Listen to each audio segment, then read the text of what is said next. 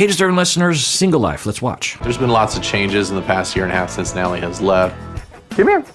Oh, there's my kitty. Here, you two guys want to bond? Here. Oh, that's right. I forgot about the rat. At first I thought, oh, he got a rat. And I was like, no, that because it says it's Natalie's rat. I used to have a rat once. Someone gave it to me as a gift, which was weird, and it came pregnant. That was a whole thing. Rats they can be cute, but they pee everywhere. I think there's a lot of animals like that. Like, I think foxes are like that. If I'm not mistaken, weasels. But my rat peed everywhere. Cute, but it would just like pee on your arm. It was almost imperceptible. You know, there's cuteness, and then there's that. And the rat didn't have an eye. Came to me, a white rat, pink eye, just one eye, already pregnant. I left town for like a day, came back, and, well, so I'll just tell you.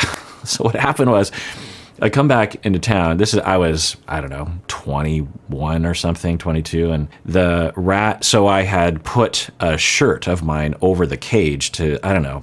There was no internet in the early 90s, so I didn't know what to do. There was nowhere to look, and I couldn't afford to go to a vet or anyway. So I just sort of, well, I don't know. And I put the shirt over the cage to keep it warm while I was gone. And when I came back, you know, because the bottom of the cage is wire and then underneath it is shavings, right, for the poop to go through. And so there were other things in the cage. It wasn't just a cage. But when the rat started to give birth while I was gone, the babies were falling through the grate. So the rat, in all of its genius, and when I was a kid, The Secrets of Nim was one of my favorite. Also, Runaway Ralph. I actually have that book behind me. I should reread The Secrets of Nim. I just remember it was sort of like early superhero stuff where animals had superpowers. Anyway, I was also really fascinated with Flowers for Algernon, and I was fascinated with intelligence when I was young. I'm not sure why, but anyway. So the rat had pulled the shirt through the top of the cage. I don't know how she got up there, but she pulled it down. She chewed a hole through my shirt and had put all the babies, so it was this pouch. I don't know if I'm describing it right, but you know, you have the cage, you have the shirt on top. Part of the shirt is pulled in this little like hammock, if you will, and then this little pod, and then she had also pulled shavings from underneath the grate to keep the babies warm, and it was like total genius. Have I told this story before? When I came back home, I had a mixture of feelings. One is I felt terrible for leaving the rat alone. Two, I marveled at the intelligence of this, because I'm just thinking, you know, cats and dogs, they're smart, but I don't think they're that smart. I don't know if rats are smarter, but I don't know. Point is I was just marveling at how smart this one-eyed peeing rat was. And then the other thing was, it was kind of disturbing because it had a look to it like Alien, the movie, you know, the sort of organic grossness of life. You know, if you know what I'm talking about, Alien, the various different artwork for Alien, it just felt like, or was it Quatlu, or what was from Total Recall, where that face comes out? It had that kind of vibe. It just like, oh, pod people, or Invasion of the Body Snatchers. I mean, it wasn't that bad, but it had a certain thing to it. Again, I'm 21. I don't know what to do. I didn't ask for this rat anyway. I didn't want a rat, but I was given one. Anyway, so I go to the pet store to just say, like, what do I do? Because I didn't want 10 more little rats. And so I just said, what do I do? And they'll say, well, we'll take them off your hand. I'm like, oh, okay. And thinking that they'll give them food and raise them and put them in other homes or something. And then after I left, I think I deduced, or someone told me, that they were probably likely to be snake food, which is awful to think about. Anyway, Mike is back on the show, which I am terrified about with Natalie, because I don't know. I still think Natalie and Mike could work if they go to that therapist and swim. After Natalie left, the house was empty. It was just me. So what's up, Mother? My mother moved in with me about 6 months ago. Well, that'll put a kibosh on the two of them getting back together. But it is interesting to think about their relationship, because I have been wondering about Mike and his personality. Because, you know, recently I went back to contrast the two meltdowns that Natalie had, where she went into a fetal position and was crying.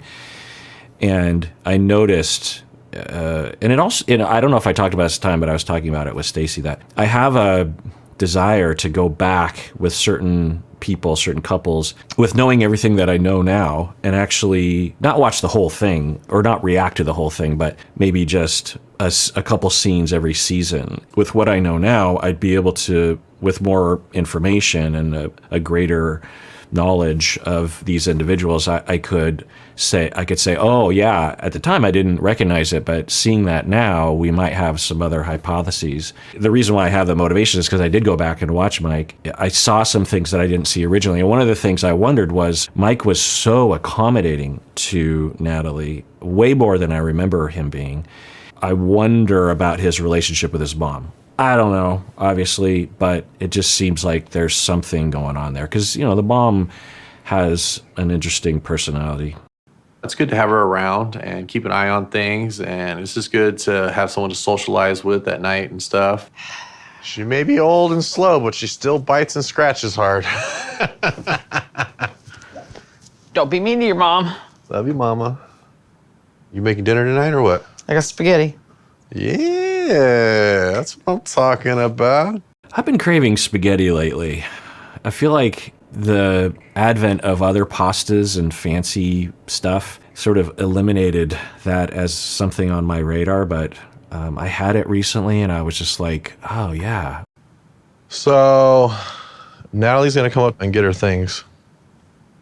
Oh, so she's coming to get her things. That's not what we saw. What we saw was that Natalie wanted to see Mike because she wanted to thank Mike for helping out her mom, because the war in Ukraine, the atrocity of Russia invading and killing innocent people, civilians, innocent military folks for no reason other than one man's ego and propaganda that's ridiculous. I mean, just invading another country. Why? It's like everyone's life is worse, including Russian lives. So what the hell? Anyway, so I just pray that it will end soon. It's ridiculous. So because of that, because that just started as we're watching this footage, and Mike apparently helped out Natalie's mom or reached out to her or something, and Natalie is thankful. So the way we saw it was that's why she's traveling to Seattle, which doesn't make a lot of sense. Why would she go in person? But she's coming to get her things. Or maybe I'm forgetting something as to why she's actually coming there. You just decided you were going to spring this on me? Well, it just kind of got sprung on me too. She said she was flying up. She asked me to come up and get her things. And I was like, sure. Natalie coming back here takes a lot of nerve. I don't like the way Natalie went about things. She's the one that causes all the trouble. She's the one that causes all the drama. I did not call you a hooker. Honestly, I swear I heard it. It's just another one of your lies, Natalie. Yeah, I remember all that. I forget what my take was on that.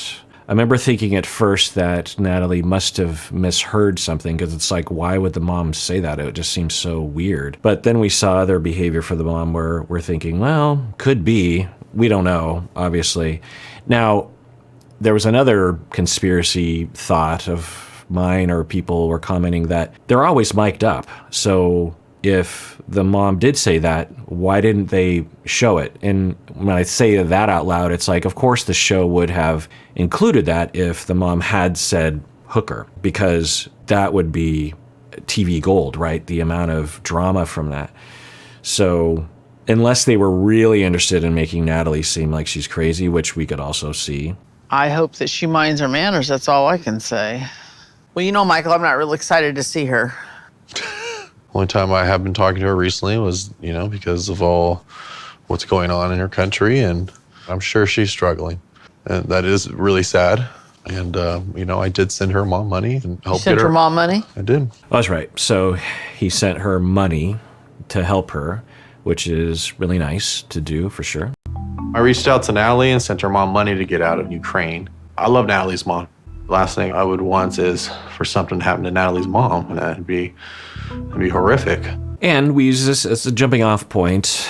when we have divorce or breakups, often in mainstream American culture, the custom is to completely cut ties, especially if you don't have kids. You will find people will think it's weird that you're still in contact with your in-laws. And certainly you don't have to continue that relationship, but I find that to just be strange. And really a reaction that everyone just wants it to be cleaner and easily understood or something. But life is messy, and it's completely okay to stay in contact with your in-laws if everyone wants to do that. There's no reason why that wouldn't happen.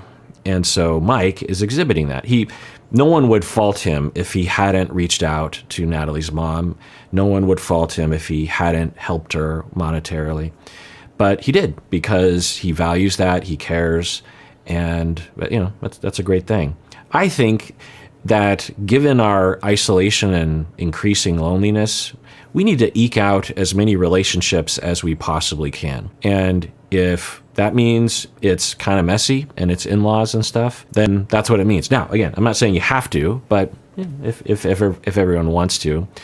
And to be friends with our exes, once the dust settles, if you want to, everyone consents, then, friends and support and, I don't know, just people in your lives. It's a wonderful thing. I think about my life mainly being defined by that. Some of you are actually a part of that.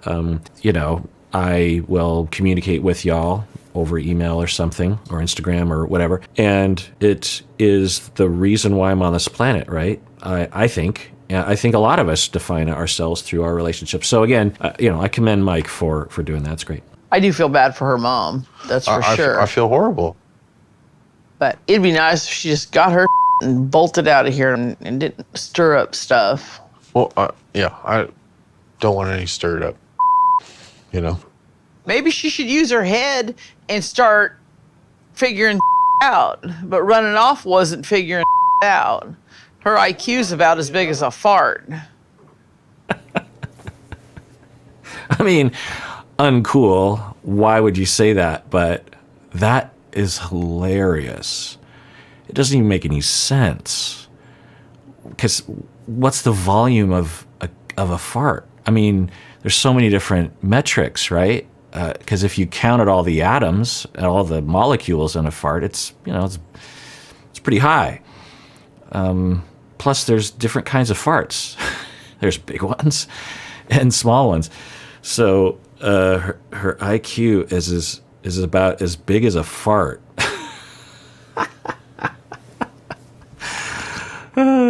She's just a lying, cheating, scamming snake. She just is. Yeah, no, come on, Mom. She's believed that from the beginning. I don't know where that comes. The family members often have those attitudes. I wonder what the statistics on that would be. There's not a huge N, but I wonder if you actually tried to determine the political leanings of the family members and their likelihood of believing that the foreigner, the non-American, is a scammer. Because in my head, anecdotally, there's a correlation there, at least, off the top of my head. Now, I'm not saying that liberals would not think that, because they certainly could. So, I don't know, though. Anyway, point is that it's a frequent assumption. I do not think that Natalie was trying to scam Mike at all. I think she was, especially when you watch that first season, these two were in love with each other. There was so much chemistry between the two of them. They were giddy with each other. I mean, they just couldn't get enough of each other, which is another reason to consider it a tragedy that they didn't continue going to that therapist to salvage their relationship. And she ran off as soon as she got a chance. I don't think she ever really fully could say that she loved him. I would bet you $1 million that she probably has some regrets, I don't know if she has any hidden intentions tomorrow. I mean, it's possible, she could try to want me back or whatever. But, last Friday would have been our 2-year wedding anniversary, It's been a while since she's been gone. Interesting. So that situates it in time, 2 years. So, well, we also know where this is, because this would have been earlier this year. And the wedding was during the heart of the pandemic and the lockdowns, right? So, wow, 2 years. You think you'd ever take her back? I don't know. Whatever. There is old feelings still there, and it's just hard to move past that. Who to say? Someone say something and it sparks something up. I mean, it's, yeah, it's a possibility. Interesting. That's not what I would have thought Mike would say, but it stands to reason. They had a lot of feelings for each other, so it's interesting. Do I want to see them getting back? No. Natalie has to go through a lot of therapy while she's in a relationship. That might help. I mean, not that Mike doesn't either. He does, but if Mike was with someone that had less triggering, I think things would be more tolerable in terms of the conflict level. That's my guess. I don't know that, obviously, but I'm not blaming Natalie for all their problems. They were both to blame, but Natalie's triggers were, I think, much more on the surface, because I think she's been through a lot more difficulties than Mike has. And Mike was perfectly suited to trigger her frequently. Well, that's kind of an exaggeration. I would say that Mike had some strengths, particularly when I see that first season bit. He was really accommodating to her. So in some ways, he was perfectly suited to actually help her with her traumas. Anyway, point is that that'd be interesting to see. Yeah, I just don't see Natalie working out with anyone. I mean, the amount of reactivity she had with Josh was very stark. It was very pronounced. And, you know, even the nicest, most accommodating people, it would be hard for them to sustain a relationship, even for Natalie to sustain that. I think she had a lot of impulses to end it. But I commend Mike for being vulnerable. I think that is his defense, is to avoid vulnerability. It seemed that way. And for him to be able to admit that, I think is a stretch for him, which, you know, I'll commend that. I don't want my heart to get broken again.